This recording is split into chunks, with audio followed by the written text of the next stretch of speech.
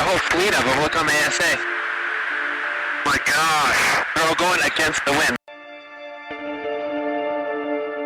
It was basically a cube with inside of a sphere where the points of the cube were touching outside of the sphere.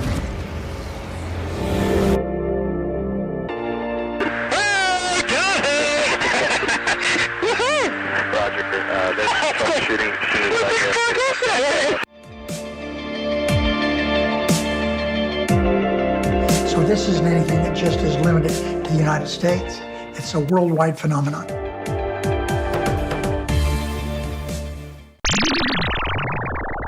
Hi everyone, and welcome to That UFO podcast. My name is Andy, and welcoming on this interview, I have retired CIA officer who served within the agency from 1984 to 2009, serving within the Directorate of Science and Technology, the Directorate of Intelligence, and the Office of the Director of National Intelligence. I have Mr. John Ramirez. John, welcome to the podcast. Andy, thank you for having me. No, thank you. Thank you for giving me some of your time. Listen, John, I have a lot of questions for you, not just from myself, but when I said you were coming on, the audience got in touch in their droves. So we've got a lot to get through. Yeah, and you've done a couple of interviews recently with Witness Citizen, Sean Rash, and Jay from Project Unity. And there was so much off the back of those people have wanted to follow up on or get further thoughts from you or for you to elaborate. So let's see what we can get through in the time that we have. John, the first question I have to ask you, as no doubt many people have already tried to online, for those who question your legitimacy and your background, how do you go about proving who you are, if you indeed have to? It's practically impossible for a CIA officer to prove that they were in CIA. It's easier when you are in CIA. You can actually contact CIA and get an employment verification for serving officers. But once you leave, my file goes over to the U.S. Office of Personnel Management, which is the personnel office for all federal employees, whether they're active or retired.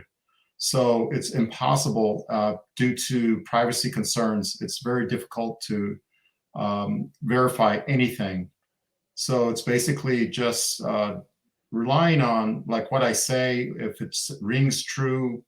But otherwise, as far as getting documents, I mean, I can produce all kinds of documents, but people will always say that I photoshopped it or I made it up. So I'm at a loss here. What I did though was I actually had W-2s from CIA, and in the U.S. For audiences not familiar with the Internal Revenue Service, the IRS W-2 verifies your employer. And there is an ID number for that employer. Every employer has a unique ID number. So that ID number, my name and my address at my very last paycheck was sent to a government officer who is a Navy security officer. And they were able to verify that I was indeed who I said I was. I also produced correspondence from people you know, for example, Louis and Jim Simivan. And so, look, here it is. You know, they know who I am. If you ask them directly, I had no qualms about them verifying that I am who I say I am. So other than that, I mean, there's very little to show because we don't have social media social media accounts while we were serving. We serve, you know, silently. We don't want our identities to be known. And also, while we're serving, it's probably very difficult to get anyone else to prove through photographs or whatever. I had one photograph of me getting a promotion award. But again, someone could say, oh, you photoshopped it. Yeah. So, I mean, I'm at a loss here. I don't know how to prove anything. Is that frustrating? Do you find that frustrating that you get asked that? Because I know who I am. I mean, the frustration is on those who don't know who I am, so I can understand that. But I mean, the shortcut would have been for someone to ask Louis or Jim Simivan to just say, "Do you know John Ramirez, and is he who he say he is?" Maybe some people have already. I'm sure they'll get in touch. John, can you tell us a bit about your background with the CIA? I don't know where to start about that. I joined in 1984. Preface that I had 6 years in the Navy. in the electronics warfare field. And there I was collecting microwave signals of emissions around me, like other ships, aircraft that were near the ship.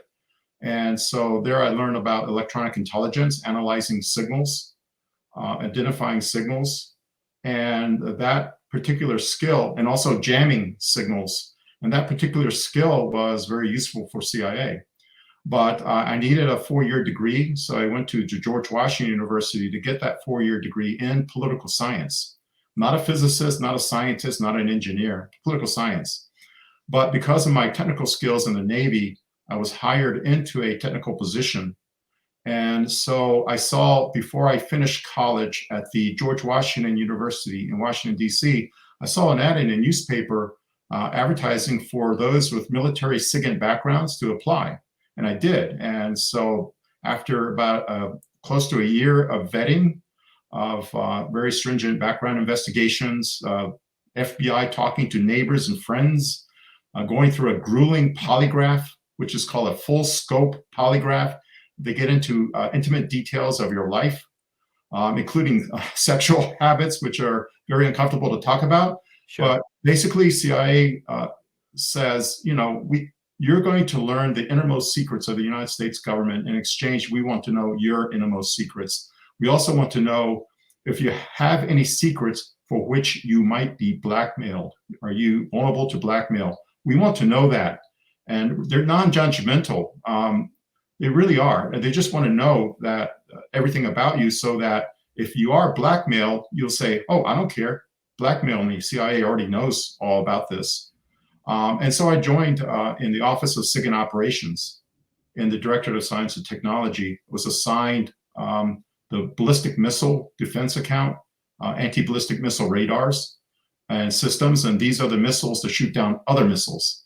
And so I learned a lot about that, and anti-satellite weapons. I got a lot of that information there, and I went on technical operations. So that's how I entered CIA.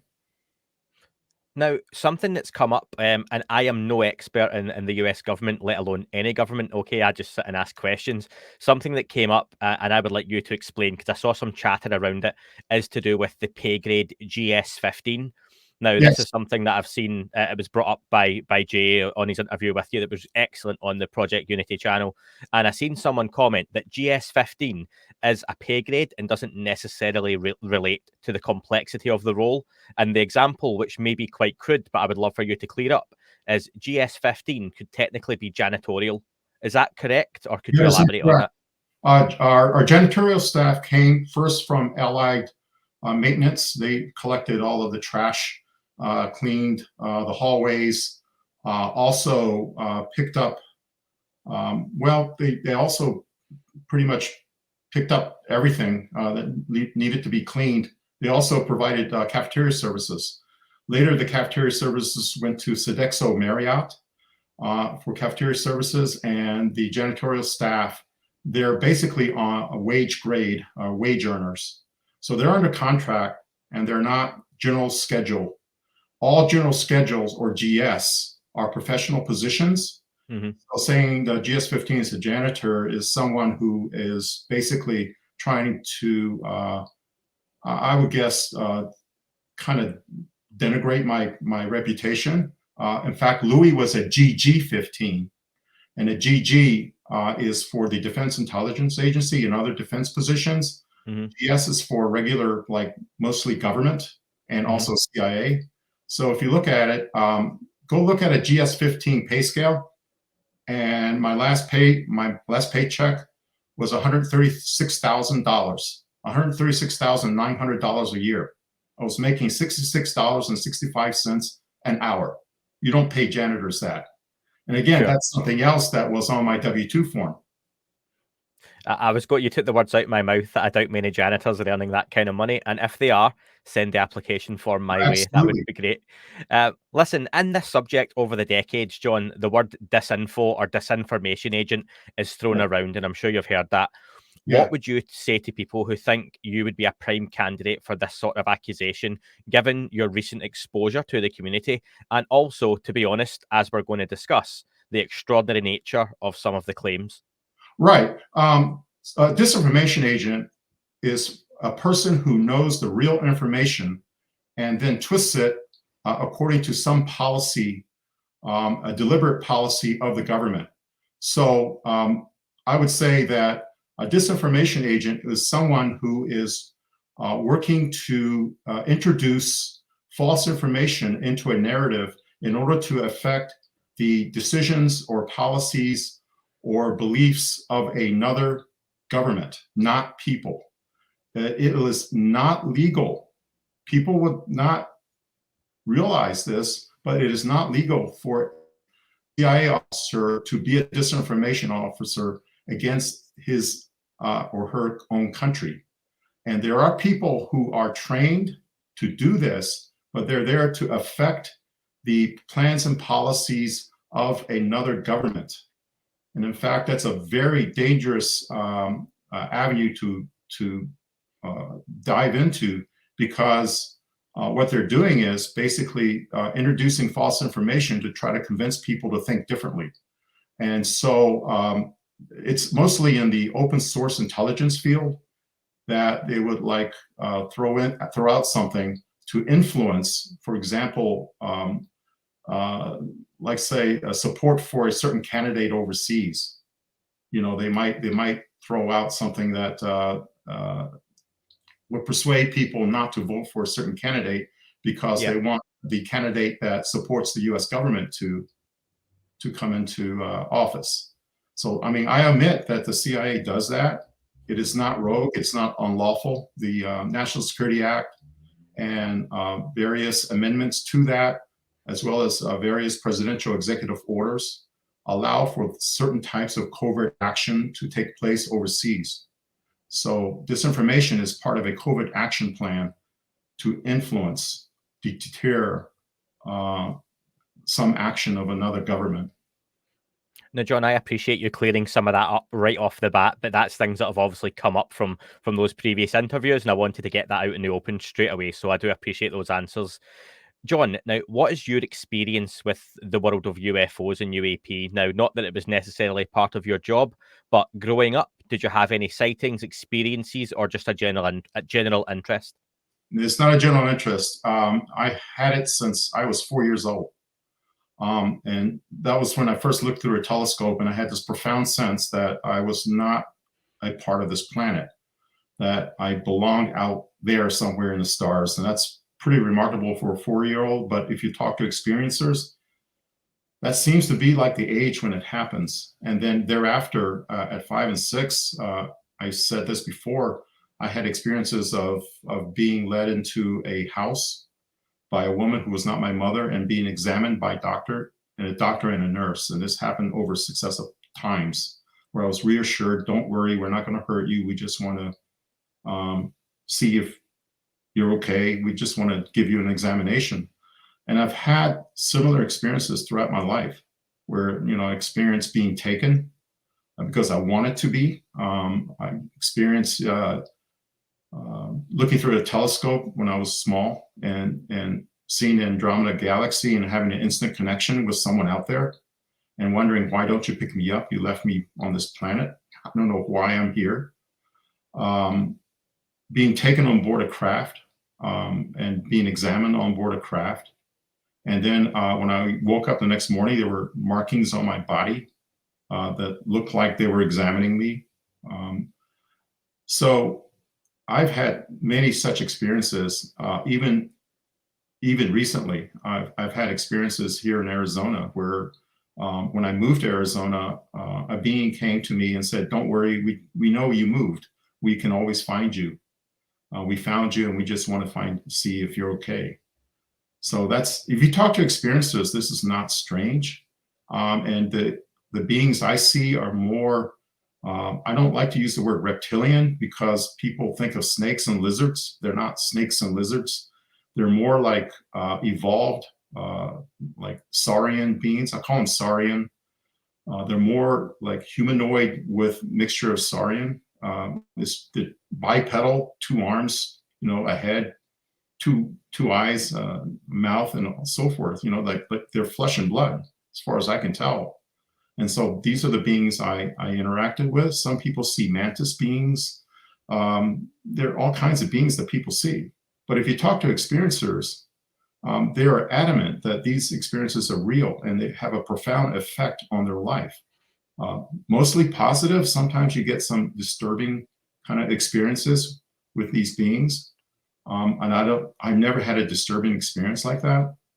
So it's just something that's occurred. And I took that with me to CIA. I mean, I've talked to other experiencers at CIA saying that they don't know why they were there. I mean, they seem to be drawn to it. I was always interested in intelligence at a young age. And I was just drawn to work at CIA, and others seem to have the same kind of compulsion. And I use the example, like the Close Encounters of the Third Kind. People were like obsessing over the Devil's Tower structure, going to the Devil's Tower. And they didn't know why they needed to go, but they did. And so CIA is kind of like a magnet for that. No, that's amazing for you to share that, and we have spoken on the podcast in the last 5 or 6 weeks to various different experiencers. We allowed them to come on, share their story, and you hear, like you say, how it impacts them throughout their whole lives. Sometimes it's a consistent experience, other times it can go away, depending on different aspects of what's going on in their lives. Did you find your experience was consistent throughout your life, or was there any prolonged stage where nothing was happening at all? It's not like an everyday thing. I mean, no, it's like they come see me when they need to. And it seems like every time they see me, I get some kind of information or download, I call it. Experiences call them downloads, Yeah. where all of a sudden you get some insight into who they are and what their message is. And so I use the example, I know you have a UK audience, so everyone in the UK knows what a lorry is, and for US folks, it's a truck. Yeah. So some people are concerned whether the lorry was red or yellow. By the way, that was a great band. Okay. Red and Yellow Lorry. I'm into the '80s, so Yeah. That's fine. some people are interested in the lorry. Some people are interested in the driver of the lorry. Some people are interested in what makes the lorry move, like the engine. And then the delivery person drops off a box. And some people are interested in the box. They shake it and measure it and weigh it. But the experiencers and the channelers, they're the ones that bother to open the box to see what's in it. What are the gifts in it? What is the message? So more about the message than the craft at all. I've seen like orbs. I know the crafts exist deep inside. I know when the government says that there are no UFOs, that Roswell was like some old Cold War test of some old project. I know that can't be true. Mm-hmm. It's just that throughout my experience, there's been validation of what I feel, and I go with that validation. Now, I'm not asking anyone to believe it. I know there's skeptics, and I love skeptics. It's good to be a skeptic. It's good to question. What disturbs me are what I call the folks who know the information, but still, because of some policy or some plan or just out of spite, they just throw in all kinds of garbage, even though they know the truth. And those are the debunkers. I don't like debunkers at all. I categorize debunkers differently from skeptics, and I truly honor skeptics. I love skeptics. They need to be there because they need to like set the boundaries of what our beliefs and what our experiences are with this phenomenon. But debunkers, they're just troublemakers, in my opinion. So I don't like debunkers, but skeptics I love. You've touched on some wonderful conversation points, and I am going to swing back to those as we go on in the conversation. Just out of curiosity, you mentioned the polygraph test Yes. that you have to go through in the CIA. Was your experience brought up during that? Is that something that you had to divulge, or did you divulge? The polygraph test was designed for, first of all, counterintelligence. The biggest concern is, are you now, have you before, or will you work for a foreign intelligence service? that's the biggest concern, because we don't want to hire people who are actually working on behalf of a foreign government to spy against the United States. And first of all CIA officers and anyone in the US government holding a security clearance are all US citizens. But has there been any incident in your life or any occurrence where a foreign intelligence service has encouraged you to get a job like this so that you can report back to that intelligence service for compensation, for money, for goods and services? So that's the primary concern. The second is there anything in your life that a foreign intelligence service, if they knew this one thing in your life that's so embarrassing to you, can they use that to blackmail you so that you will work for them in order to protect that embarrassing thing in your life? And for a long time, it was sexual preference. When that was a stigma in society. And in the 1990s, that's all disappeared. That's all gone. So at CIA, we have all kinds of representations of society, regardless of sexual preference, gender preference, regardless of your gender expression even. There's transsexuals at CIA. I mean, it's not a big stigma anymore. Yep. But what is still a big stigma is working for a foreign intelligence service like the SVR, for example, the Russian service. What I'd like to ask is on that, talking about the intelligence community at large. Now, recently, DNI Avril Haines spoke about the UAP at the Ignatius Forum and mentioned the word, and this is difficult to say, extraterrestrially. Yeah. Can you speak about the impact that using that language has had or could have on the intelligence community or the CIA? And do people appreciate the gravity of the language now being used? I'm speaking as a private citizen now. I wish I knew what it was like at CIA, but I mean, the folks who know at CIA who know what's going on, the folks at DIA, in the intelligence community, in the military intelligence community, and the contractor community who work this issue, for them, it's no big news. It's mostly an acknowledgement by the U.S. government that these aren't weather balloons.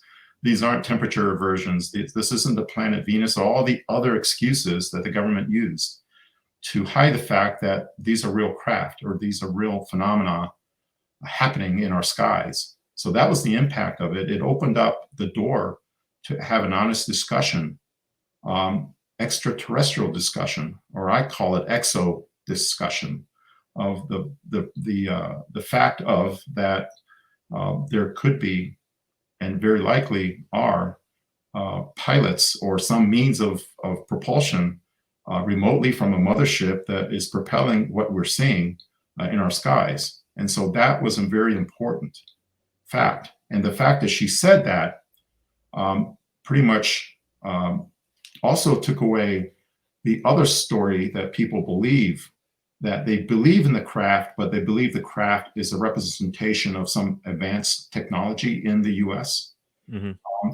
That might be, and there might be advanced technology in the US, but also don't discount the fact that there is an extraterrestrial, there might be an extraterrestrial reason for why we're seeing the craft. It's not just US technology.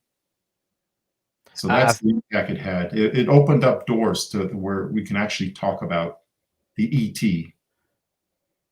Which is right, and you make a really good point that I've mentioned before, John, that even if we find that there's a picture or video of a black triangle somewhere or a saucer-shaped craft, and it turns out to be US, Russian, or Chinese, that still begs a lot of questions as to where has that technology came from. That's some leap going from, jet engines to anti-gravity all of a sudden. So there still could be a lot of extraterrestrial basis as to where that technology came from in the first place, which for me is fascinating still. Yeah, and it's all, I go back to Roswell. Let's take Roswell, for example. If I was the rancher, Max Braswell, I think his name was, if I was that rancher, I would not have gone to the government. I would not have gone to the base and announced, I got this debris here, please clean it up. I would have gone to like the University of New Mexico or Mexico State University. I would have gone to academia, get scientists on it. So I got something strange here. but it was the Cold War. And so Yeah. there were a lot of things happening during the Cold War. This is New Mexico. This is where the first atomic tests occurred at Trinity. I imagine what our history would be like if he did not go to the government. He went to academia and got civilian scientists, academics, looking at that debris. We would not be here today pondering the question. We would know the answers. But instead, the government came into play and did not allow even academia at that point to even examine it. So I go back to that. I mean, it's unfortunate that that's the way it occurred. But now it seemed like there was a way, had that occurred, that the government could take from even a civilian study, the government could extract, well, since the civilian examination of the craft would have been open, academically open, the government could have taken from that academically opened investigation whatever technology or whatever materials they needed to do their own, secret program, while leaving that craft intact for the rest of us. And the fact that it landed in the United States, I firmly believe that if it came from space, the United Nations now says that no country can claim anything in space for its own sovereign claims. So if a craft comes from space and lands in United States territory or China or Russia, that craft belongs to the whole world. If they're signatories to that United Nations Outer Space Treaty, that it doesn't belong to one country. But sovereign nations being what they are, they tend to claim it for their country, and I think that's part of the problem. And so I am very heartened that the Gillibrand Amendment, the amendment to the original amendment about opening up a office, and I'm thinking the Gillibrand Amendment, it's called the Anomaly, Surveillance, and Resolution Office. Yes. And the resolution is the most important word in there, because resolution means we're going to get down to, like, what is it? Why are they here? Who's driving them? We're going to try to solve this mystery. And I'm heartened that there's a provision in the law that states the United States government must share its information with other countries, and that the government is now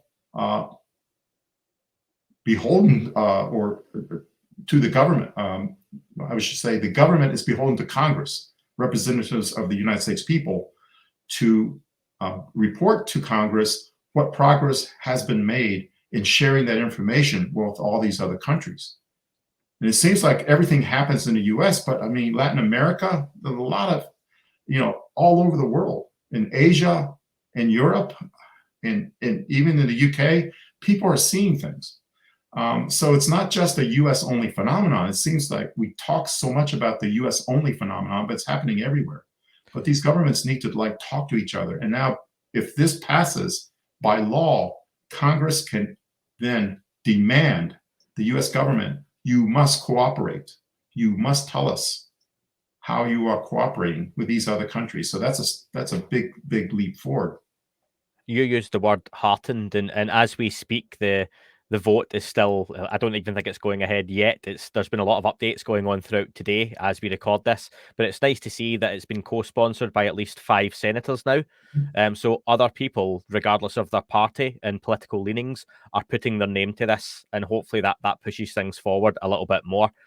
John, you've suggested previously on an interview that everything that's happened from 2017 onwards as potentially controlled dissemination. Can you elaborate on this? Is it something you suspect or something you know is happening? The controlled dissemination has happened from at least, I can only speak from 1984, because that's when I actually got clearances. Controlled dissemination has been happening for decades.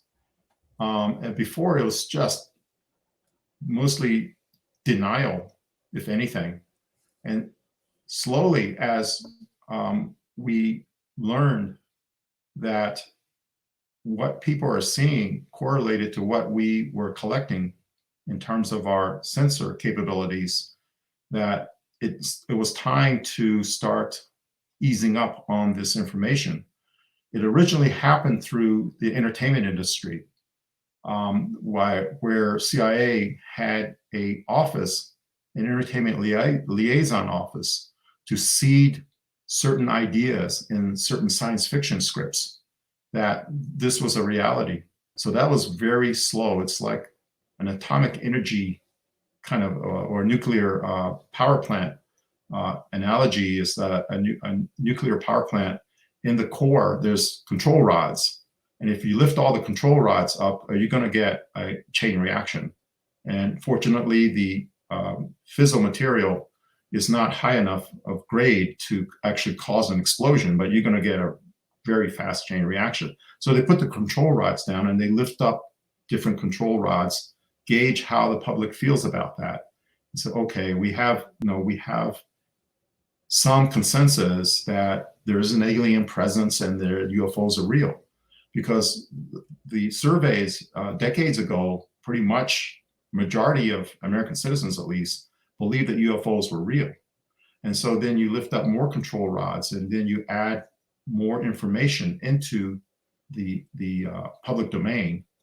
And so within the government itself, I would say the big control rod that was lifted was when we were able to put electro-optical sensors on our satellites. And when I say electro-optical, I'm meaning in the infrared region. And so when you put infrared sensors, originally what we call 4-band or 4-color, most recently 8-band or 8-color, they're now hyperspectral, originally multispectral 4-band sensors. At that time, we saw the presence of orbs. Like, these aren't like solid craft, these are energy orbs. And what are they? They're flying in formation, as I said before, in other calls. They're flying in formation under intelligent control with intent to go to some destination. So that's really what sparked it. And it was in the, I think, 92, it was Keenan 11, Keenan KH-11 Block 2, where the first IR sensor went on board that. And I could say that because NRO released the fact of that the Keenan or KH-11 spacecraft carried electro-optical sensors. Before that was protected under Byman. They got rid of Byman, so I could say that, and I saw it in a brochure. So as these sensors became more sophisticated, we were able to actually see the presence of orbs in our skies all over the world. And so that then started this working group, I said, with Jay, this working group process started. This is before ALSAT. Don't even think that everything started with ALSAT. The government this long time ago, decades before, as these sensors came online. And so there was a serious working group to actually study these sensors and to eliminate right off the bat that there were any kind of adversarial technology. That was already off the plate. And so they looked at it as this is an unexplained aerial phenomenon. Now here's a good test for your audience. When do you think, in your own mind, when did you learn UAPs versus UFO? It used to be UFO, UFO, UFO. All of a sudden, UAP. When was that? Who seeded that in your mind? Go back there, and that's the answer as to when the government started like releasing more control rods. Because before, a flying object is sort of like a solid, nuts and bolts craft, right? Yeah. But an aerial phenomenon is not, it can include that plus other manifestations of some kind of means of travel, which might be non-metallic in nature. So when you heard of UAP, first, go back and find out when was the first instance that anyone's ever heard the term UAP versus UFO. And then that's when you learn that that's when the government, again, to your point, introduce more information, lifted up the control rods. 2017, those videos, that really that really kicked things off. Before 2017, did you know who Louis Elizondo was? No. You ever heard of ASAP or even ATIP? Forget about the alphabet soup debates. Yeah. Forget about the debate. It's the concept that the government was actually studying this in earnest. Have you ever heard that before 2017? No. You haven't heard any of that. So, I mean, that's on an accelerated schedule now. Now, you brought up a couple again of really interesting points. It's almost like you can read the questions I've got next. So, splitting this into two aspects. One of the big barriers to the general public on the outside from getting so involved in this subject is the quality of imagery as evidence. What are the best quality of images you have either seen or heard of being available at the highest levels? And I suppose it's an obvious question, but are we as the public getting the best possible quality images and videos of UAPs that they have? It's amazing. I was at Starworks USA this past weekend, and there is a researcher from Mexico, Jaime Masan, and he showed videos of images that are remarkable. Citizen science, I call it, images from just ordinary people. As far as the government goes, I have never seen any image of an actual nuts and bolts craft. I have seen orbs. And the orbs are just like any other orb. It's just light, usually around 600 nanometers. I personally seen a 600 nanometer orb from an aircraft flying to California. And it's orange. 600 nanometers is orange. Some people see other colors, but I see orange. So from officially, it was just similar to that. An orb has no sense of, it has a shape, but sometimes the shapes can change. That's called signature management. Mm-hmm. And the shapes can change a little bit, but it still maintains an orb-like shape. And so what you see as orbs, what people have shot with their own cameras, is basically what I saw. I would love to see that 23-minute video that Louis teased, because I'm waiting for that as well. So no, I haven't seen like craft, but I've seen orbs, officially seen orbs. What have you heard through the grapevine as to what others may have seen? There must have been conversation, like you say, if you've got people within the CIA who are themselves experiencers. I imagine there are those within the CIA who have access or have heard about images or videotape that in turn they talk about. I've never officially seen anything or talked to anyone officially about any kind of objects at all, or even beings officially. I have talked to my colleagues, friends, office mates, that say, "Oh yes, I've seen craft.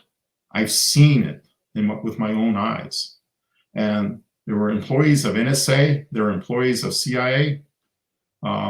Those are the two agencies that I had most interacted with. Not so much DIA, but mostly NSA and CIA because of my position, my job. And they will tell you, once you have their confidence, that they've seen and experienced other beings, they experienced being taken, they experienced all of that. And so from that level, I know that other people in the community, but as far as officially, the only official thing is something I'm working on. It's not necessarily about craft. It's about who's driving it, or maybe I would say it's more like a hint as to who's driving them. And to get to that hint, you have to build a bridge as to where we actually came from. Something we've been hearing a lot about that recently. Is the biggest bridge that needs to be built.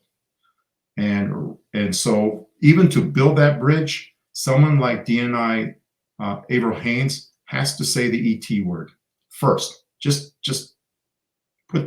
drive that first nail in to build that bridge, get the first building materials. And so that has to be said first. I hope that as the legislation goes through and this office actually comes together, the more that bridge will be built. I'm hoping that then at that point, we can have an honest discussion of where we came from as humans and why they're here. They meaning our visitors. Why are they here? That's something obviously Lou Elizondo himself has mentioned in a few recent interviews, most recently with Kurt Jaimungo on Theories of Everything. Talk that around 70,000 years ago, genetically, we got a bit of a boost. And are you alluding to the fact that by mentioning that extraterrestrial word, you're potentially going back to that point or some point in our past to then build on what happened? Did someone interfere? And at that point, is that where we as humans became the dominant species on the planet? I don't like to use the word interfere. I like to use the word enhanced. Okay. Because if that enhancement had not occurred, we would be very intelligent primates in a zoo, like what you see in a zoo. Sure. I think we were enhanced to be who we are. And that study of DNA, I have a teaser for all the folks who have Twitter, follow me on Twitter. I will show you a very interesting, I would say, very interesting collection of facts that on its own doesn't mean much, but when you stand back, I found it very interesting. So I'm going to talk about a company that no one knows, but I found it because I know where to look. And the officers who are the consultants to that company, a very interesting list. So if you look at this company and what it does, and you look at a project that it did for this company, and you look at the list of officers, that's a company that is one to keep an eye on. And it's very difficult to find. I stumbled on it because I was looking for a specific combination of search terms, and I found it. Now, that's a teaser. I'm not ready to put that out yet because I'm still trying to put it together. Have you got a time scale? It addresses that 70,000 years ago kind of thing. Have you got a rough time scale in mind as to when you're going to put that out? Or Actually, I'll do it after this podcast. After this, I'm going to hit the bar. I'm going to have it's happy hour, and so after happy hour, I'll post it. I'll need to ramp up the questions to make those happy hour drinks worth it, I think, then. Now, listen, to follow up on that question about the quality of evidence, last year I spoke to a few different witnesses to the Tic Tac event, Gary Voorhees, PJ Hughes, and Kevin Day. They hinted on the roundtable at other agencies and organizations being able to track UAP using their systems, especially those up and down the coast. So putting two and two together, I would imagine those would be agencies and organizations with sensors who would be tracking missiles coming in across bodies of water. I think that would make sense. Yeah. Right. Yeah. And so for UK audience in Fylingdales, RAF Fylingdales, there's a radar that is very similar to the radar that we use to track ballistic missile launches when they occur. The two that are most interesting are pointed southward over the Atlantic and over the Pacific Oceans. And so they're designed to look for submarine launched ballistic missiles, because intercontinental ballistic missiles from a ground silo will come over will circumnavigate the Arctic Circle to strike the US, but a submarine will launch either from the North Atlantic or North Pacific, or most likely from the South Pacific and South Atlantic. And so those radars are looking down that way, and it's called PAVS, P-A-V-E, P-A-W-S. And I can say it operates between 450 and 480 megahertz. It was designed specifically for tracking ballistic missiles. I said it can also track satellites as well, very long range. And there are phased array radars, and I don't want to get too technically wonky, but forget the radars that you see at the airport that are circular scanning. So you get this like dish, or some lattice dish, and it goes around in circles. Those radars aren't designed to track UAPs.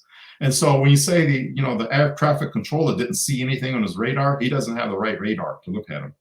Sure. But these radars are designed to look for extremely small objects traveling very fast, and as fast as like 8,000 meters per second. That's how fast a ICBM or SLBM warhead can travel. Once it pops up and comes down, that's very fast. Imagine every second you're 8 kilometers away. Every second, that's very fast, and that's how those radars work, looking at very small objects. So yes, they're right. Those sensors can look for underwater submersible objects. I think they call them USOs now, and they can track them. And then that information is fed into its U.S. Space Force runs it now. That information gets sent to the proper authorities, which in this case is the North American Air Defense, which is ostensibly kind of part of Northern Command, which looks at all the Western Hemisphere, North America, to protect North America.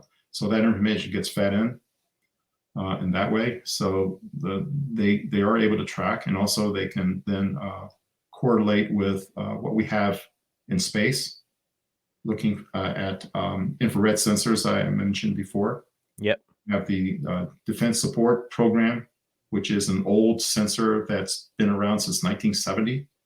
It's now like 50 years old, and it's retiring. And then there's the SEBRS, the Space-Based Infrared System, which is newer and more capable. And they can also look at the presence of that type of vehicle coming out of the water. We also have, things under I would say, this is where I get close to NDA. Let's just say that if you have a submarine and you approach the United States, you're not going to be hiding from the United States. So anything that is under the water, there's a more than even chance that you've already been detected. No, just leave it at that. We'll just say there's some pretty good microphones under there picking up acoustic signatures. I'm not going to say what. No, thank you for that, though. I appreciate you've got to toe that line. I just say, just look for The Hunt for Red October. Watch that movie. It's extremely well informed. Excellent. Well, there's a good one for the list. We've been talking recently on the Discord chat about a few different movies like The Abyss and Event Horizon. So there's a new one for you, The Hunt for Red October. Not necessarily well known for its UFO. Water. Yeah, that's pretty good. I'll make sure that's on the list this weekend. Listen, John, recently people are talking about the idea of groups of future humans competing over timelines due to potential impending cataclysms. Do you think controlled dissemination, as mentioned, is a required catalyst for change? Is the phenomena itself potentially ramping up and influencing disclosure? That's a tough one to answer. When you get into like the time element, I'm not a physicist, so I can't even describe how that could occur. I would say this. I know enough that I don't think in terms of time travel, because I think in terms of temporal and spatial displacement under the influence of a lot of gravity. So you have to have three things. You have to have gravity first, and a lot of gravity, something with a strong gravitational field to be able to displace or bend time and space, temporal and spatial. And that's the way that occurs. Now, as far as like other advanced technology, advanced beings be able to use that type of physical phenomenon, and it's just physics that we're talking about. I don't know how they would do that. But having said that, there is some talk, and I don't know for sure, but there's some talk that part of the message is that we need to prevent some catastrophe from happening. And the government's really reluctant. If they know this, they will probably not talk about it, because that spins up people and gets them afraid. It's probably they'll solve the problem before they even mention the problem. So they'll do the solution and then say, oh, by the way, we stop this from happening. So I don't know how to answer that. I myself, I believe the message is about doing things for our planet to heal our planet, doing things for ourselves to heal our divisions amongst humans as a way of progressing forward. I think that is the message I'm hoping for. That's the message I get through downloads. You talk to experiencers, many of them have the same kind of message. Channelers especially have that message to bring back from those who they channeled. But I don't know about like time travel and government interaction with time. If that's where you're going, I have no idea about that. No, I think you're right about the idea of time travel, but you tend to watch a Hollywood movie and you jump forward or you jump back. And I think you're right. When it comes to this phenomenon, it's not necessarily the same thing. And I am no physicist, but we can only think of time in terms of being a human, and it goes on a clock, forward, it goes back. Right. And these things could be skipping all over. And you hear Right. about maybe another phenomena or entity or species are seeing time as a long exposure. And what we see as a second, they see as a minute. So Yeah, a totally different understanding. In our human mind, we look at space as something we can measure, and it's linear. We look at time as something that we can measure, and it's linear. I think if you look at time differently, in the quantum sense, and by the way, quantum doesn't mean huge; it means very tiny. Yeah. If you look at units of time, units of space is very tiny. That can be somewhat, I hate to use the word manipulated, but somehow used in a way that can facilitate travel in a non-linear fashion. I think that might be the next big thing in like quantum physics to discover. I mean, they can see that in a linear accelerator. For example, they can produce subatomic particles, and they can see some of them like going back in time. They can see anti-particles, like here's the particle and here's the anti-particle, and they destroy each other. Or they can see particles that seemingly can't stay in our three-dimensional space, and they disappear somewhere. Yeah. So they haven't explained it, but I can't. I don't have a good answer for you, and I'm not I am definitely not a physicist. But let me say one thing: Neil deGrasse Tyson, love the guy, smart guy. He thinks of everything in a linear fashion. That's why he can't accept it. He just cannot accept anything that might be nonlinear. And if he knows what's going on, like if he's been briefed, let's say, by government officials and said, okay, here's what's really going on, but we want you to say this, I'm very disturbed by that. I'm disturbed by anyone who's briefed and then signs up and with authority, with scientific authority, and signs up to debunking everything in spite of the fact that they know the truth. Oh, I am very, very, I don't like that at all. I think when you talk about those control rods, I would expect Neil deGrasse Tyson changing his tune one day to be one of those when he starts coming out with a different line of conversation, which I think would be much welcomed, because I used to be quite a big fan of Neil deGrasse Tyson, and I listened to his podcast a few years ago. But since I got more involved in this subject and doing this podcast, and you hear his opinions and the derogatory way he talks about the subject, it just put me off him. And as I struggle to see why any scientist would not be fascinated by this particular subject, because it would be the greatest scientific discovery ever. It's the greatest one possible. Well, I have to believe that there are scientists working on this, and of course there's an organization, SCU. Yeah. And they are very science-based. The government has its own scientists. I bring up like Dr. Eric W. Davis, for example, and Dr. Hal Puthoff, and others who are looking at it, Jack Valet, looking at it. There are scientists who are looking at this and taking it seriously. And I was most heartened that, and I used the SETI Institute, for example, is kind of changing its tune about the extraterrestrial presence and the fact that they might actually, they're looking for extraterrestrials way out there, and they're kind of thinking, okay, maybe we need to look a little closer to home. And Yeah. so that's an organization that for a long time, they were thinking linearly of, sending signals out and waiting. I mean, you send a signal out, then, it takes like tens of years, is it like 4 or 5 years to get to, maybe 3 to 4 years to get to the nearest star system, and you're going to wait a long time. And so other star systems are like tens of light years away. You're going to be waiting a long time for an answer to come back. But now they're saying it might be something closer.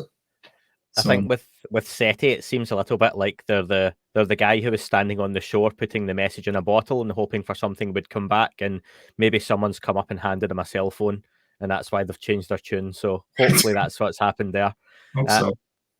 John, I want to ask, you mentioned previously on an interview a little bit about spoon bending, which is Oh, a yes. very interesting subject. And is Oh, it Jack Houck?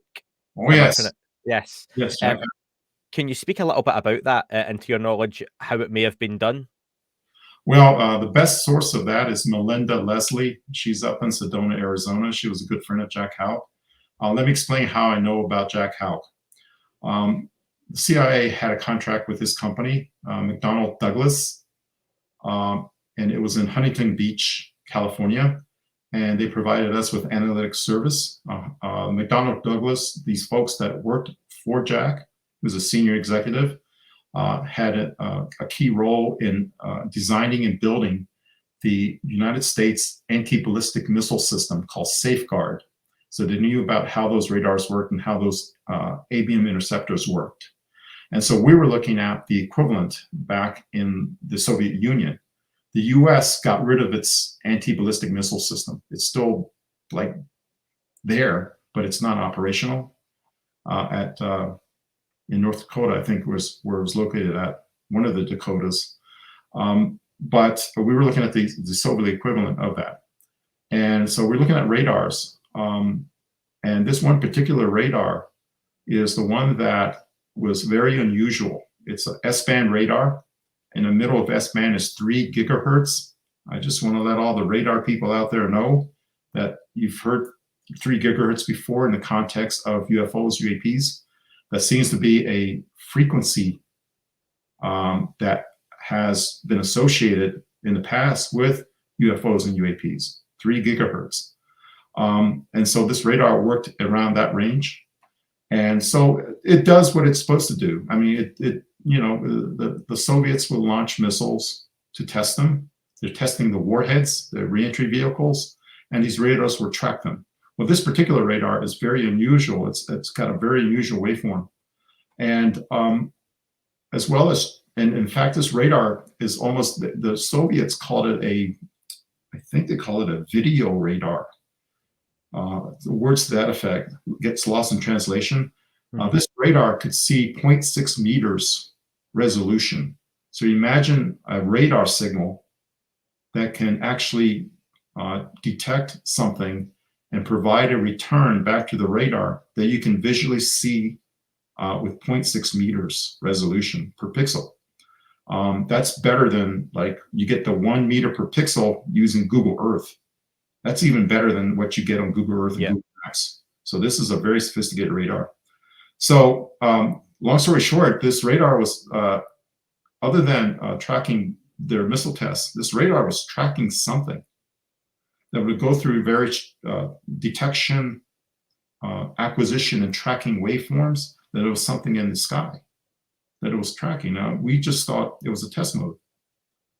And so we took this, our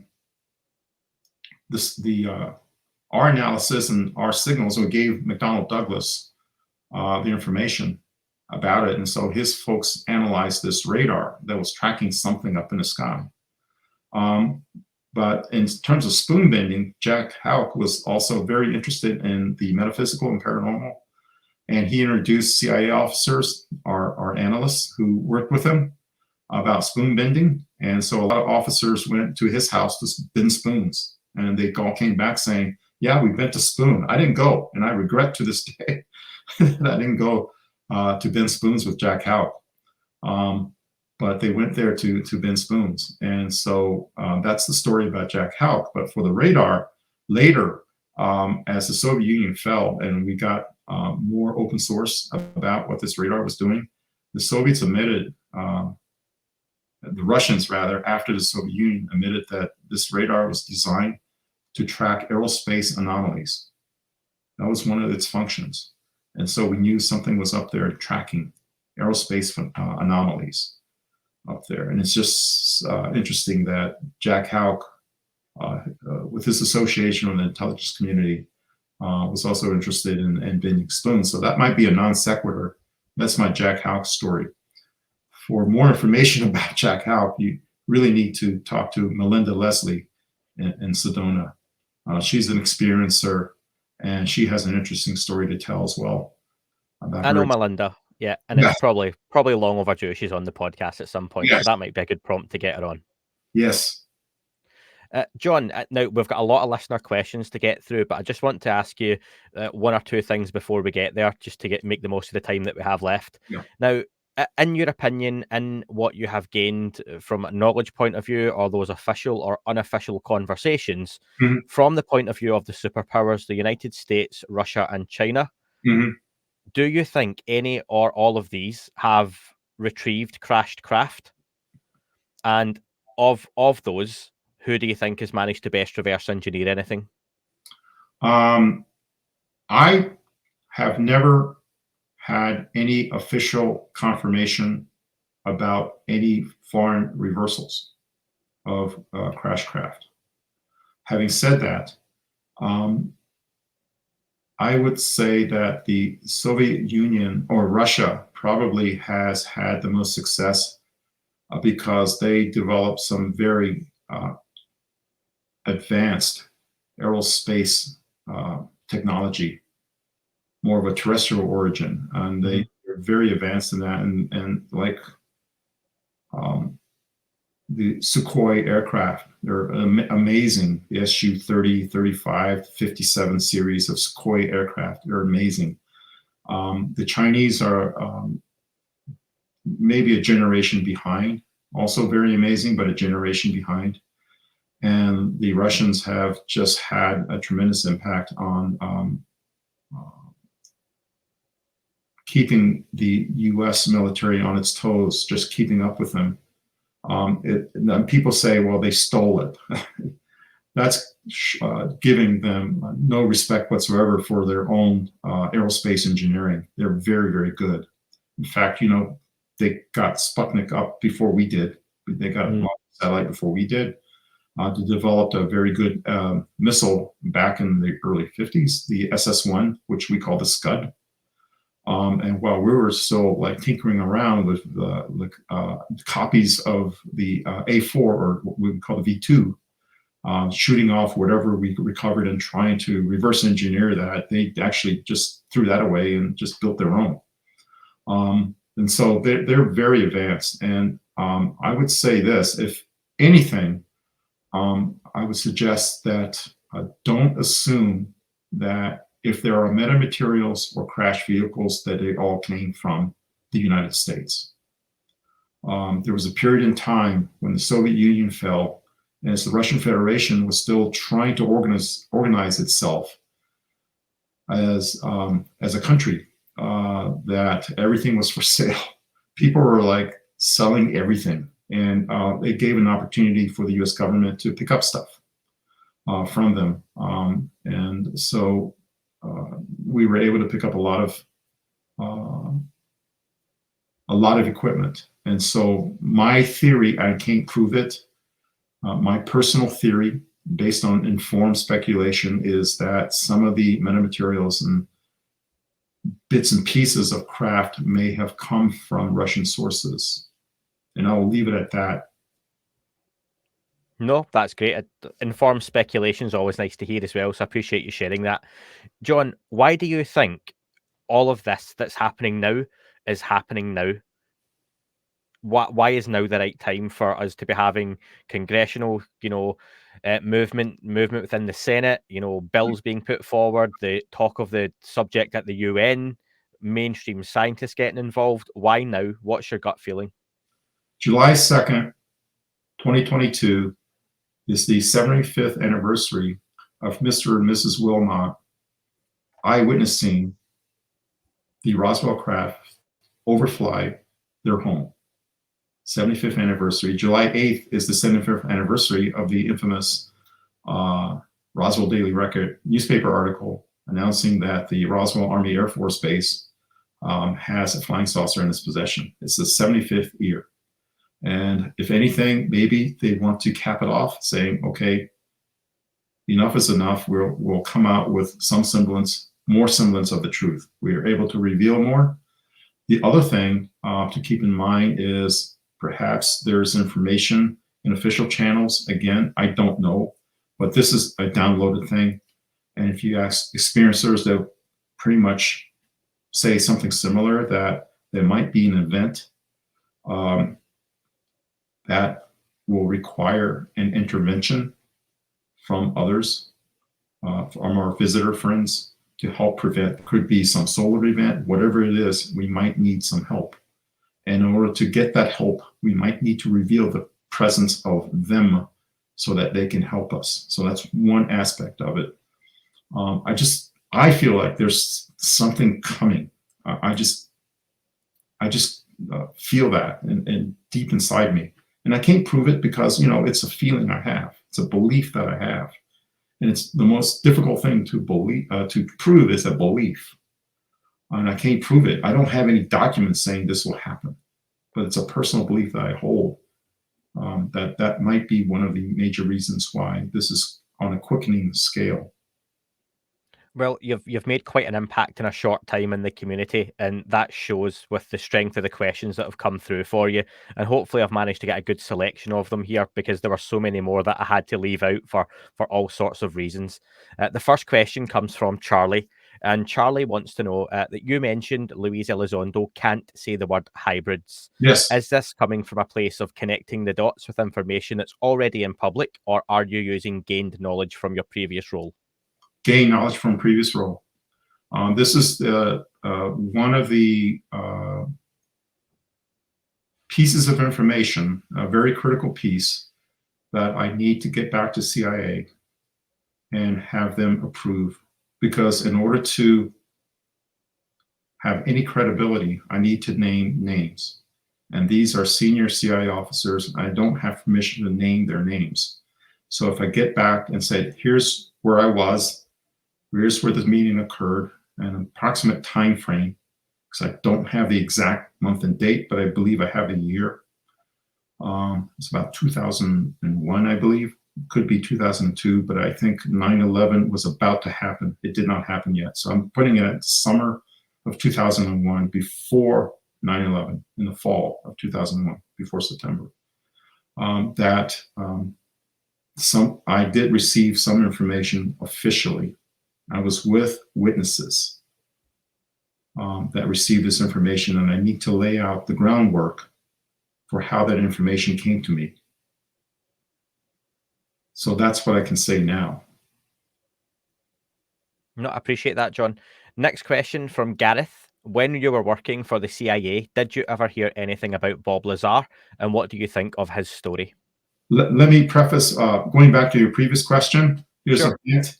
In order to do this, as well as get permission to name names, I am still waiting for, and I had requested CIA to provide me with medical records of an examination done by CIA doctors.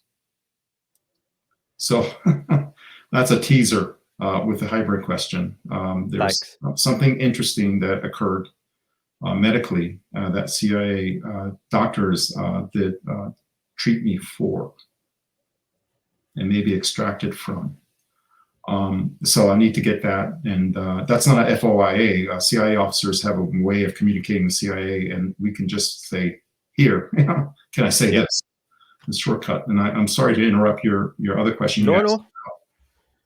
Luis Elizondo? The next one was on Bob Lazar. Had you heard anything, while working at the CIA? You know how I heard about Bob Lazar? On Coast to Coast AM. With Art Bell as the host. Sure. I think he was on with John Lear. Mm-hmm. And that's when I first heard Bob Lazar. So other than that, I didn't know who Bob Lazar was from anyone. In fact, Coast to Coast AM back in the day, before everyone were doing these podcasts and before Twitter. That was the primary source of a lot of information that we in CIA got. In fact, we could tell who were true, saying who they were, and who were false, who were imposters, just listening to the first 10 minutes of whatever came out of their mouths. But Bob Lazar, that's how I learned. So I don't know him. And so I give everyone a benefit of the doubt until I can talk to them face to face and kind of in my own way be a judge of what they're saying, their veracity. I just have to, it's one of those things I hold very lightly. I accept, like I say, I embrace widely everything. Yep. Some things you just got to hold lightly and be able to drop. And he's one of them. I don't know. Are there any aspects of his story that you find particularly interesting? Well, he tells a story about the sports model, one of the craft that he worked on called the sports model. He talks about these gravity amplifiers or anti-gravity, I think gravity amplifiers. And he talked about this was the one he tested, and there were other, like, did he say 9 craft?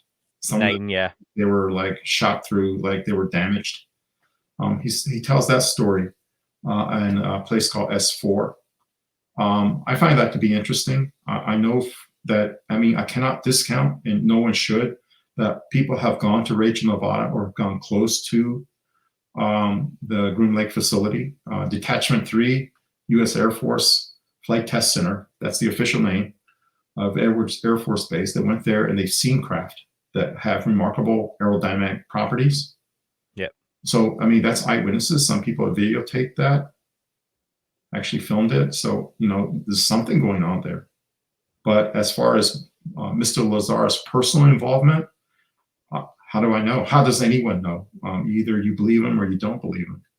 But as far as there might be something advanced of an aerodynamic nature, people have witnessed that. So we can't discount that. Sure. Next one is from Trevor, and Trevor wants to know, have you seen the Skinny Bob video, and do you have any intel on its authenticity? I have not seen the Skinny Bob video, so I can't address that. But here's something, homework for me. Yeah, I can send you a link to that. It's have you ever heard of it, John? I know I know of Skinny Bob. Yeah. Okay. I don't know the video. And when you say you know of Skinny Bob, I'm going to have to follow up. Is that because you've heard of Skinny Bob actually existing in some sort of facility, or is that just you've heard of rumors of the video? Rumors of his existence. I've never seen a video. Okay, that's an interesting one. Anything more to follow up on that you can, or is that just, again, you've heard rumors? I don't know in what context Skinny Bob has with this. I've heard that name associated with this entire phenomenon.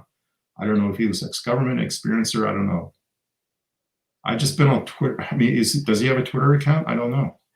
It's a video of a grey alien type being, filmed pretty old-fashioned style. Yeah. And the nickname of it is Skinny Bob, but it's never been discounted or been proven to be a hoax. Okay. If it's genuine, it's pretty stunning footage. But I think the quality of the footage more than likely points to it not being genuine, or it's one of those, like you say, that's put out there as a control rod to test if this is in the public domain and it's genuine. But I'll get that link over to you, John, and you can have a look for yourself. I have another side comment about that related to that. At CIA, there's the Director of Operations became the National Clandestine Service, NCS. So these are the real spies who go overseas, right?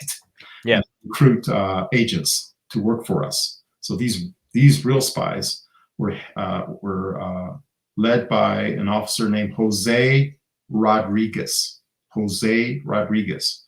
On his retirement, in the bubble or the auditorium, if you look at pictures of CIA, you'll see a domed building. That's the auditorium. We call it the bubble. At his retirement ceremony, the other senior officers, as they were sending him off, mentioned the fact that his nickname in CIA was J-Rod. And J-Rod is the name, allegedly, of a Roswell crash survivor. It Yeah. survived a little bit. And so they called this guy, who was very senior in CIA, J-Rod. And everyone was laughing as if it was an inside joke. So I'll leave you with that. I don't know how to follow up with that, but No, thanks. And I've sent you over that YouTube link for afterwards. You can check that out during happy hour yeah, and share your thoughts if you sure. like. Diana had a couple of questions. Do you think that what we are seeing and experiencing of the phenomena is in any way related to what's described in ancient religious writings?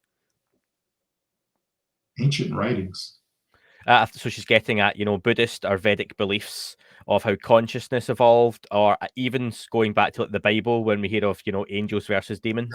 I'm not familiar with the Vedic writings. I am familiar with the Bible. And it's just, you just look at, here they are crossing the desert. Is it 40 years crossing the desert? And they were fed by a cloud-like vehicle, I would call it, dropping food Yeah. and supplies to them from this cloud-like glowing vehicle, and receiving instructions on how to communicate with this vehicle. And that the priests have to wear certain garments that tend to appear to have some kind of material to protect them from electricity or electric charges. So they would not be conduits, they were insulated. And so this vehicle they made had metal in it, and they, a lot of it is like an allegory. But the idea was that if you didn't have these garments, if you weren't a priest and you touched it, you died immediately because it was probably charged in some way. But these priests would like put it in the Holy of Holies, and only they can talk to the whoever is up in the cloud. Yeah. That's a vehicle. I mean, there's like stories of the transfiguration there's stories of Jesus before the crucifixion. He went to the Mount of Olives, and that some of the disciples witnessed that two prophets beamed down and were talking to Jesus, and they were enveloped in some kind of light. There's stories of the messengers of God or angels coming to talk to people like Abraham, and they knew on sight that these were not human. And they said, no, they're from God. So, I mean, the Bible's full of all kinds of allegories that tend to, support that. Absolutely. I would love to rewrite. Somebody needs to rewrite that from a UAP perspective. A theologian who is a believer needs to rewrite a translation for the rest of us that we can read. It'll be the greatest science fact story ever written. I think even if it's not written, an audiobook would be great for some of us who don't have the time to read. So yeah, there's something to do for 2022. Diana also asks, John, do you think the recent tensions with Russia and China could have anything to do with the USA getting closer to disclosing what they know about the UAP phenomenon? I think there might be other terrestrial reasons for that tension. I don't think it's related to UAPs necessarily. If anything, I would hope that aside from the UAP issue, that we were able to find some common ground in solving our differences. I know Russia is very concerned about, for example, its former Eastern Bloc countries joining NATO. They do not want that to happen. They're concerned about Poland accepting the Patriot surface-to-air missile system, which the Russians consider a threat to them. So there are a lot of terrestrial kind of reasons. For China, it tends to be driven by economic concerns and Taiwan. And in fact, President Biden, according to our news service CNN, I saw a blurb on CNN that President Biden made a statement that we would not defend Taiwan. That tends to play into what the Chinese wanted to hear. So I think it's very interesting. And again, I said before that the CIA and the Chinese have worked closely together in spying on the Russians, providing the Chinese with technology, you talk about an unintended consequence. We provided them with extremely sophisticated computers. We provided them with, well, as you know, in the UK, there's Menwith Hill, Mm-hmm. a big NSA GCHQ facility. And we basically built a small copy of Menwith Hill all over China in various places to spy on the Soviet Union. So we had close cooperation with the Chinese. I don't know what that cooperation might have been after 2009, because I left CIA. Yeah.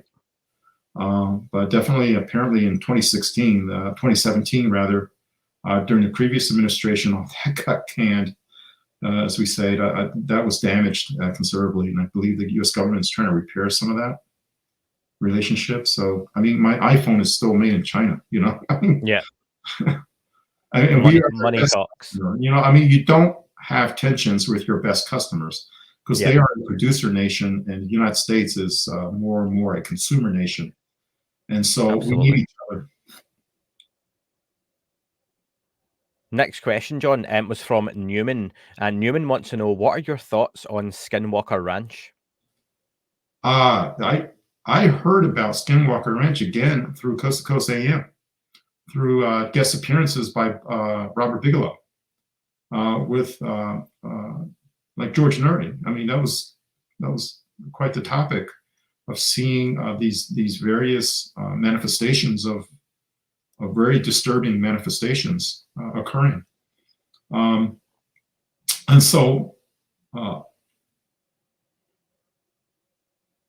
I would say this, that now that we've, you know, the government officially has stated that there's disturbing manifestations of the phenomenon with a capital P. And let me preface by saying that in government, everything you know, the craft, the beings, the light beings, the, you know, whatever the channelers provide, the experiencers, all the disturbing aspects, like we see as skinwalkers, is labeled under the big phenomenon with a capital P.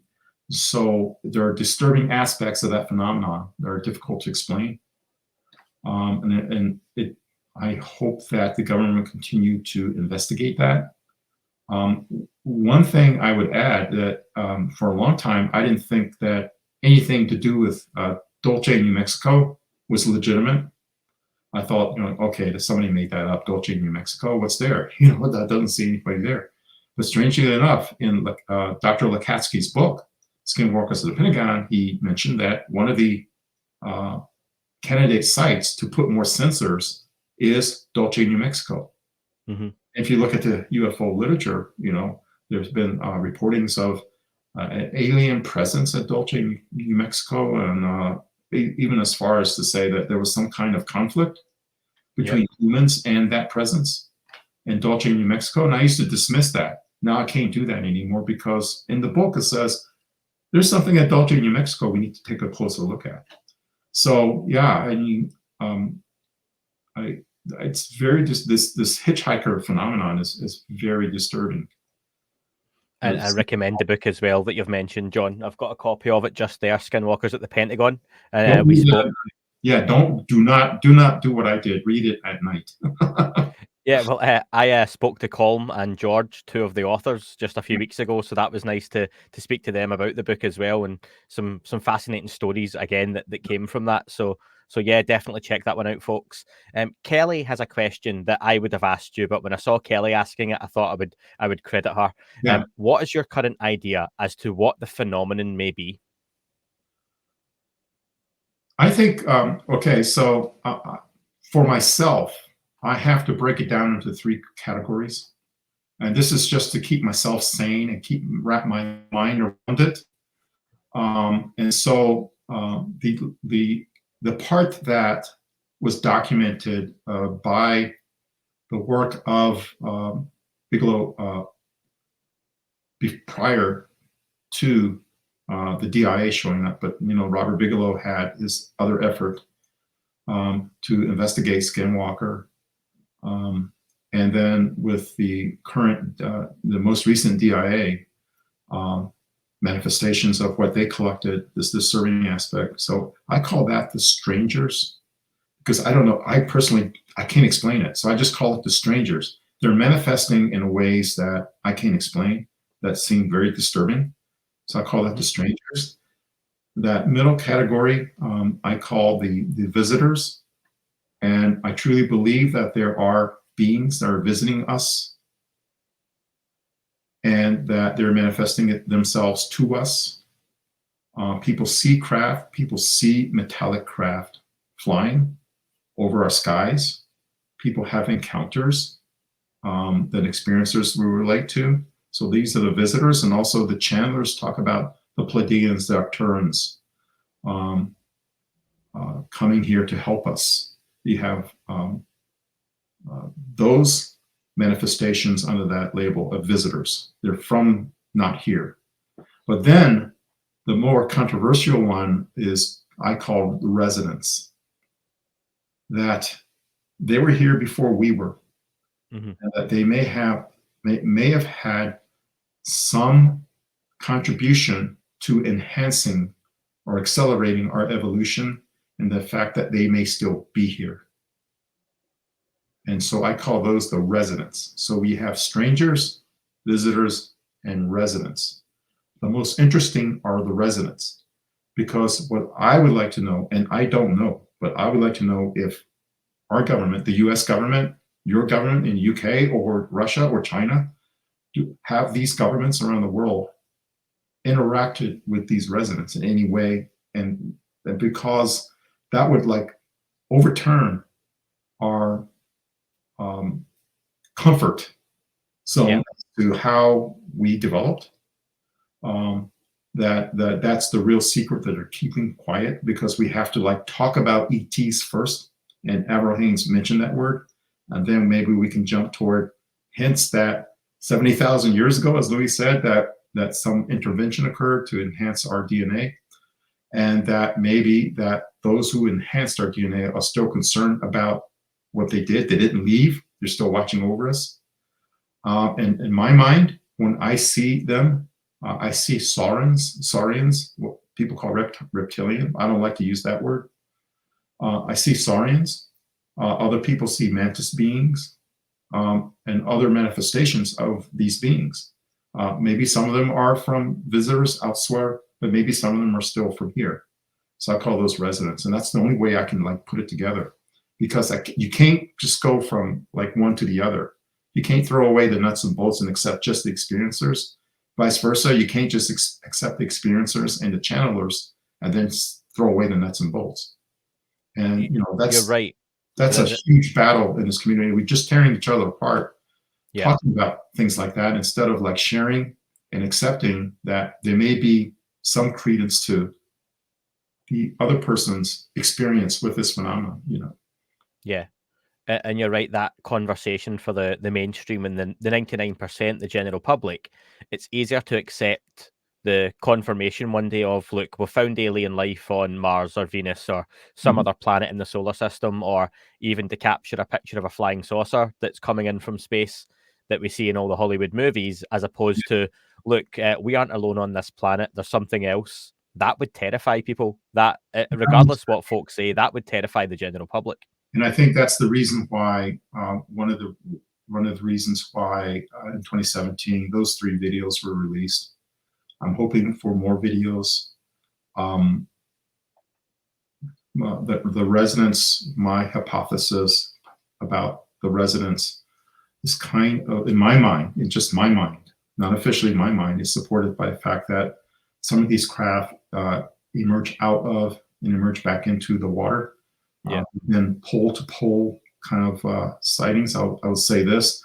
I would like to do a FOIA to the government to get the 100, forgetting about the balloon, the 144th, throw that away, the 143 pieces of evidence that the government has collected. You know what's missing from that? Dates and times. You know, like 2004, that's the only date we have. 2004, November 12th, 2004, Tic Tac. And we have the others, the other 2, we have dates and times, right? Yeah. Well, that's 3. That's 3. So how about the 140 of the others?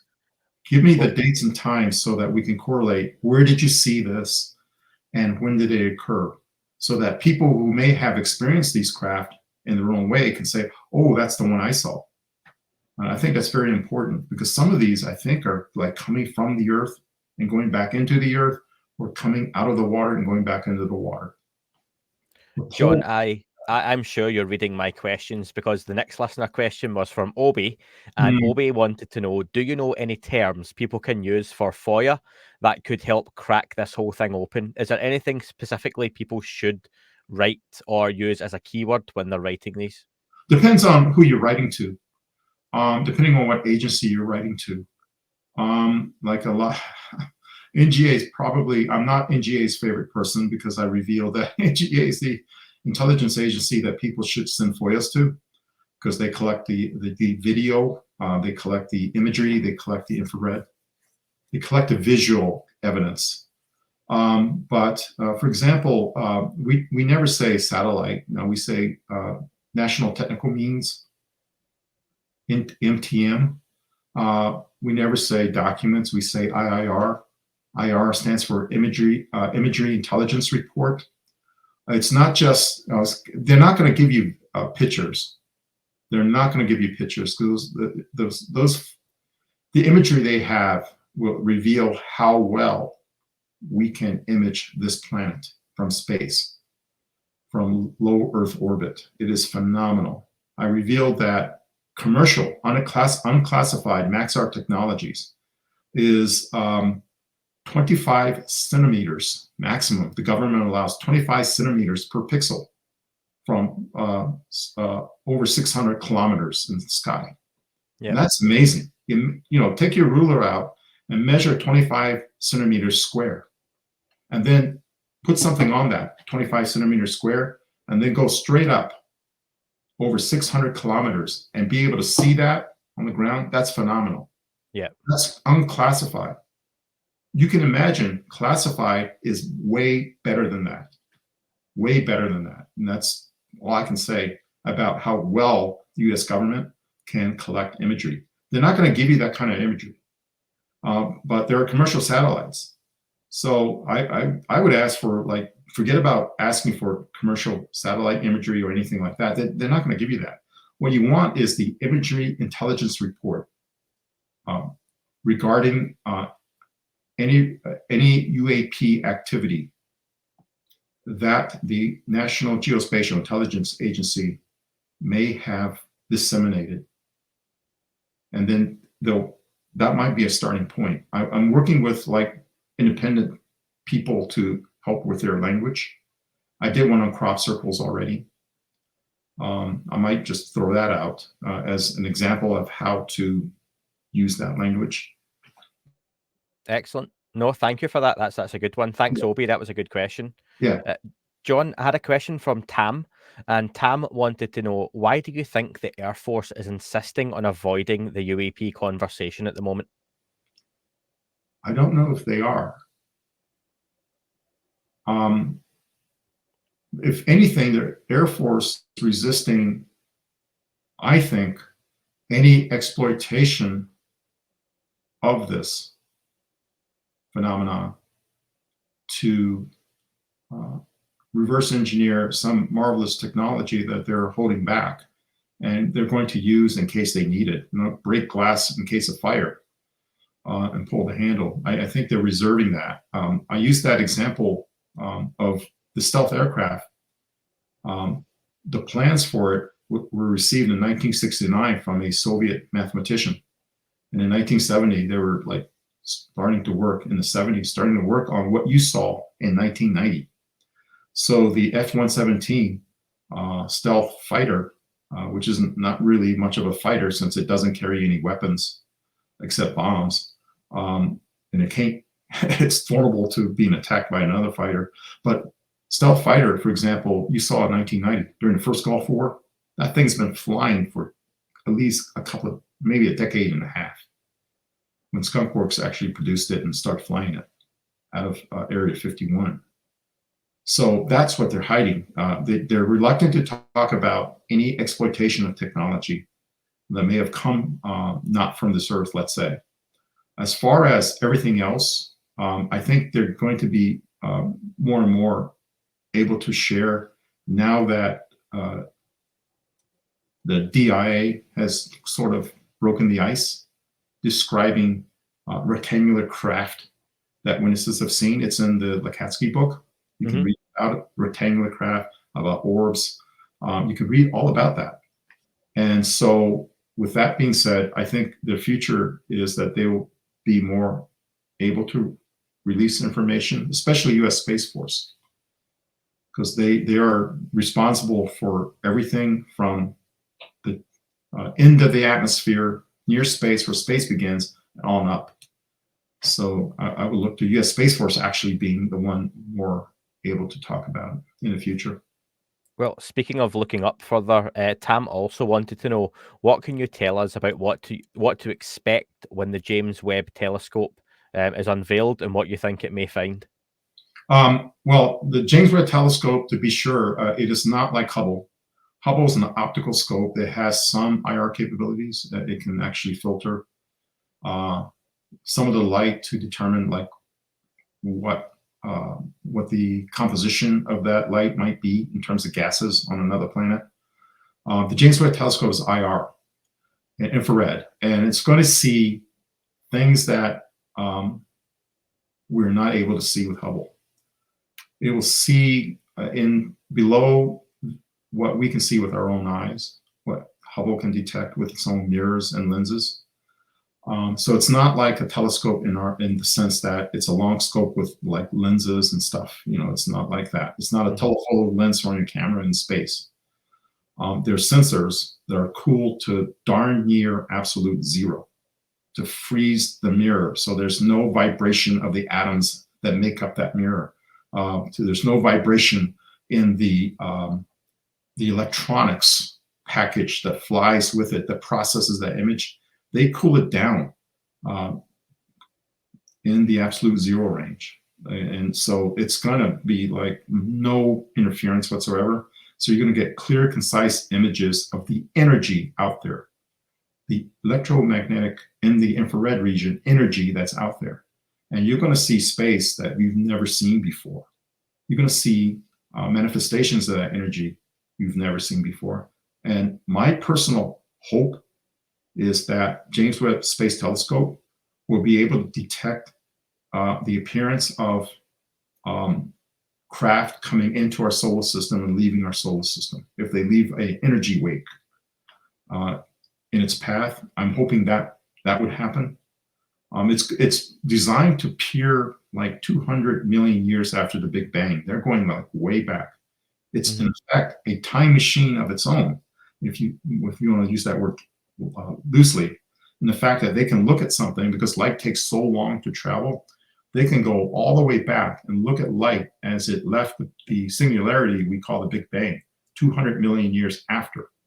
And with the estimated universe, the age of the universe, that's almost instantaneous to the creation of the universe. And that's what they want to see. That's what's out there. Northrop Grumman teases, and Northrop Grumman is the system integrator. Northrop Grumman teases that the James Webb Telescope will reveal the origins of humans. Looking back in the time, and might tell us the origins of humans, where we came from and who we are. It's in their literature about the James Webb Telescope. So I have great hopes for that. That's one to look forward to. Two more listener questions, John, and then very quickly to finish off with the quick fire in the remaining time we have before you hit that happy hour bar. Dave wants to know, really interesting question. Do you think that they were out there trying to get a reaction from phenomena during the recent USS Russell and USS Omaha incidents that we saw the footage from? Yeah, I saw that footage. I would say this, that the infrared image you saw, that green screen, little circle, that is not the infrared system on board USS Omaha. It has a very sophisticated system. So that looked like someone's night vision equipment. That's not the official equipment on board the USS Omaha. It is remarkable. But as far as that's one where it detected triangular craft, I believe. Yeah. Yes, on both of those. Sometimes I wonder if they being whoever's driving these craft, are basically saying, here we are, come find us. You know, just here's some more things to look at. It's almost like they're putting on a show for us. And that's my take on it. But I looked at that image and I looked at the scope picture. Now, I used to be in the Navy, and I know what the tactical data system looks like. I know the symbology used now, mil-spec 2525. There's certain symbology on that scope for an unknown, unidentified airborne contact. I did not see it on the scope image. And also, I point out that in CIC, you're not going to be taking personal images of that scope. That's not going to happen. That does not happen. So I don't know where that image came from. I don't know if it's official, because in the Navy, you can actually record that scope image electronically. And you can actually record the radar data electronically. You can go back and look at that data precisely. So I question that. I don't question the fact that the craft appeared. I question, because the Navy said, yes, the craft did appear. That they said, yeah, the craft appeared. And they said, yeah, that looks like what we saw, but I don't know if that's official Navy imagery. It doesn't look official Navy imagery. It looks like someone snuck a video in. And so, again, the point is, there's better imagery that the government has that it's not revealing, but they allow the teasers taken by individuals to show up. But I want the real image. Yeah, those teasers still ended up on CNN, Fox, Good Morning America, and other news networks around the world. And like you say, those control rods, if you're going to do it, that's a good way of kind of testing the water for the general populace. Final question, John, from Mark. We keep hearing, and you mentioned it, John, that there is a 23-minute video of a UAP or UAPs. Yeah. Given that the US degraded spy satellite photos in the Cold War to ensure our enemies didn't know our exact technical capabilities, is there any valid reason that the DoD could not release the 23-minute video degraded, so to speak, so it does not reveal any sensitive information or capabilities? That's a good question for Louis. The only reason why I know about the 23-minute video is because he said there was a 23-minute video. He has, yeah. I know. But to answer the broader question, as far as imagery goes, I don't see why not. They can't release the entire video degraded somewhat. I don't know what the source of the video is. I don't know if it's from a U.S. Air Force aircraft with cameras on board, because we have several what we call intelligence, surveillance, reconnaissance, ISR aircraft. In fact, a lot of them fly from the UK. Combat Scent and Rivet Joint. There's Cobra Ball flying in the Pacific, but Cobra Ball can also fly elsewhere. But they have some sophisticated cameras, and they can be easily downgraded because it doesn't show national technical means. They're more tactical in nature. Can I ask your opinion, John? Now, and this is because you mentioned it. You talked about those satellites being able to find an image on a 25-centimeter square bit of paper from 600 kilometers. Now, with this footage, I think there's always an assumption that it's taken over US space or water. Is there a chance that the 23-minute video is filmed using equipment over North Korea, and that the US has footage of this UAP or UAPs, but it's over an area that they shouldn't be looking at, so that's why it's not allowed to be released? The North Koreans know we're overflying their territory. Oh, well, you know, North Korea, Russia, China, just whatever, but they know. It doesn't... I mean, would that even make a difference to you? No, because, I mean, we know that the Russians overfly our territory with satellites. The Chinese overfly our territory with satellites. The Chinese overfly Russia. We overfly Russia. I mean, we overfly everybody. And especially with Russia, I mean, we have treaty agreements that we can inspect each other's, for example, missile silos. Mm-hmm. We exchange data. I mean, every time the Russians in the New START treaty, 5 times per year, the Russians will deliver their telemetry data about their missiles to us. We'll deliver our tests about our ICBMs to Russia. I mean, we had Russian officers inside a top secret lab because they were installing the equipment we needed to use to spin their tapes, so to speak. And we CIA had our technicians, our engineers, our analysts in their labs because they needed to spin our tapes. I mean, it's you'd be surprised the cooperation amongst intelligence services. It's almost like a professional courtesy kind of thing. You know, after all said and done, we go to the bar and have happy hour together. It's that kind of a relationship in many cases. It's not adversarial. The proxies are adversarial. To answer that question, I don't see why. I mean, the North Koreans know what we're looking at because we go to the 6-party talks. We told the North Koreans, hey, we know you have a nuclear facility here in Pyongyang. Here's a picture of it. We want to know what's going on here. I mean, they know. So I don't think that would preclude showing it. So you can't see any reason, which is good to hear, and it is just a case. Well, I say it's good in one way, but it's just being kept back for other reasons that might not be valid. I don't know. Maybe it's that somebody made a decision. Let's leave that rod in the nuclear reactor and not pull it out because that might cause a chain reaction with unintended consequences. I don't know. But again, I would love to see it. John, we're almost out of time. I like to finish off the quick fire. I've got 5 subjects I'd like you to share just a couple of words or a sentence about that we've not managed to talk about yet in the body of the interview. I'll try. So the first one you've actually mentioned very briefly, but crop circles. Yeah. What are your thoughts? I believe in crop circles. I believe there are messages in crop circles. I have to believe that if there are messages in crop circles, it's not ignored. And the agency that will probably, NGA would be the agency that would have taken pictures of crop circles. By the way, we cannot image the UK. It's an agreement that we don't spy on friends. So we do not image the UK. So a lot of crop circles occur in the UK. Mm-hmm. But we can't image that. But the UK government can.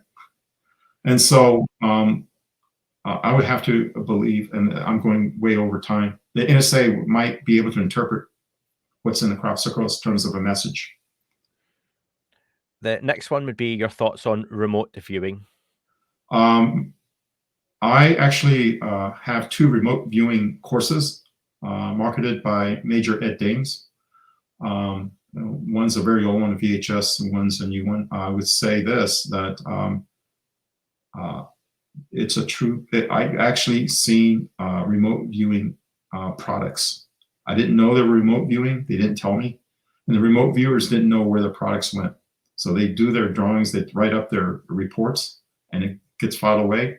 What it does is, what happens is it comes to the weapons analyst, if it's a weapon, to DIA and CIA. So I actually had remote viewing products. I met Paul Smith. Dr. Paul Smith was a remote viewer. And he drew out at breakfast, he drew out something that he remote viewed. So I remember that. This is this and this is that. He said, how do you know that? Because what you did came to me. So I made that connection with him. That was kind of cool. Thank you for that one. The next one is the fact that there may be underwater bases at Catalina or Catalina Islands, something you alluded to before. You know what? It's in Catalina is Special Forces. There's SEALs down there. And they do exercise down there. I don't know about underwater bases. I mean, don't think of like James Bond movie underwater base. It would not surprise me that there are like, a sub-tender. I don't know if your audience knows what a submarine tender is, but it's a ship designed to service submarines that come alongside. And, they can service the submarines with equipment and so forth. It wouldn't surprise me if there's submersible U.S. Navy kind of assets like that, underwater submarine tenders. As far as a UAP presence underwater, we kind of know that because they're going in and out. Where they go, I don't know. That seems to be a popular one. And I would say this, I can say this as a FOIA point. The Navy has a program called Naval Special Programs, NSP. I can say that it's heavily sapped. And that I can say that because my predecessor in the ELINT office at CIA, Gene Poteet, actually started the the NSP program, and he actually wrote about it in open source literature. So ask the Navy about that, and they're just freaking out because I said NSP, but I can source it. They're like getting the counterintelligence officer on my case any minute now. No, thanks for that one. Say. 2 more, John. The first one is alien abductions. Yeah, again, I was taken, and here's the difference. I wanted to be taken. I planted sunflower seeds, so to grow into sunflowers. And for some reason, I was downloaded that you need to do sunflowers.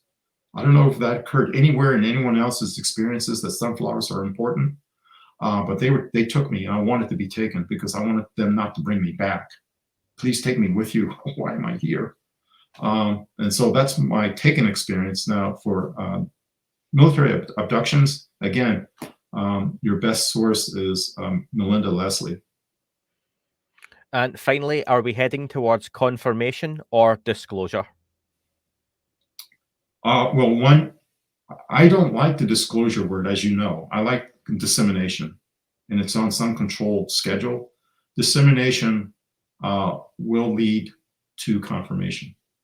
They'll have to come up and say, okay, this is what's been happening. And this is where we really come from. Once they can say, this is where humanity actually came from, and this is why we don't look like our primate brothers and sisters at the zoo or in the wild, in the jungles. I don't like zoos. I like all animals to be free. When they can build that bridge, that's when you're going to get the full, I'll call it the fullness of faith. Because to me, I believe in faith-based ufology. I can't prove anything. It's like I can't prove God, but I know God exists in some way. You know, it's a personal religion kind of thing. No one can prove anything, but it's based on faith. And that's the way I approach ufology. It's faith-based. I believe it. John, you've been really generous with your time. I appreciate you've made a big impact in a very small time frame in the UFO community. You've certainly caused a lot of topics of conversation. I appreciate your openness and your willingness to speculate where possible too. What's next for you within the community? Are you planning on sticking around? Have you got more interviews planned? And what's next? There are a lot of folks who reached out to me to do as you're doing today on various podcasts. I would say this, that I would stop talking. I would close my Twitter account, and I would never breathe another word about this when they finally say we're hybrids. And that's where we came from. And because we're hybrids, those who created us as hybrids are here to help us. When they can say that, mission accomplished for me, because that's a big step forward in understanding who we are. I actually believe there are going to be people upset, but I hope it brings some sense of community of who we are, get rid of our differences, get rid of these petty differences based on skin color, national origin, all of that stuff. It's just, to me, it's nonsense. And if we just become Earth and recognize who we are, and I'll be happy, very, very happy. That is all for this week's show. Thank you very much for listening. Please remember to leave the podcast a review on your chosen platform. You can like, retweet and subscribe. That would all be very much appreciated. The shows are being uploaded onto YouTube as we speak more and more. You can sign up at patreon.com/thatUFO podcast to access the shows ad-free as well. Please get in touch on Twitter, Facebook, Instagram, That UFO Podcast. Of course, on Twitter, it's at UFO UAPAM. And again, folks, as always, keep looking up. You never know what you might see.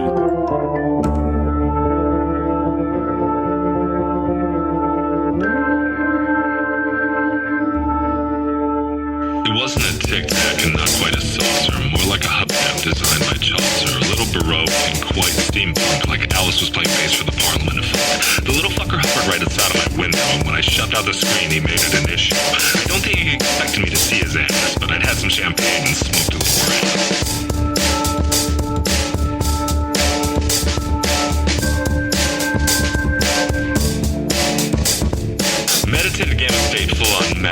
can't imagine how it could have been any better. I got to the top of the stairs and there he was. Like, you awake? I was about to abduct you, cuz.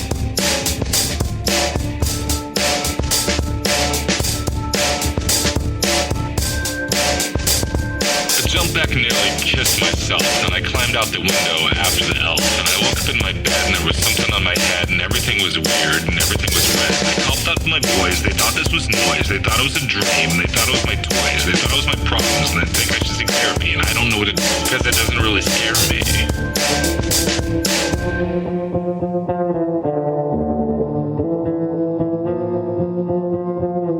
If you really want to know who I think I be, I think it's you and me, and us and we, and him and her, and that and she, and that thing over there, and what's that, Jake?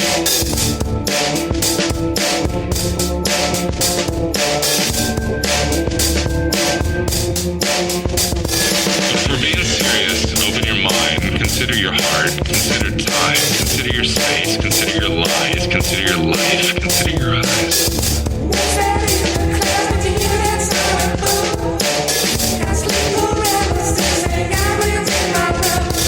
It wasn't a tic tac and not quite a saucer. What's that in the class between that sun and moon? Got sleep paralysis and goblins in my room. It wasn't a tic tac and not quite a saucer.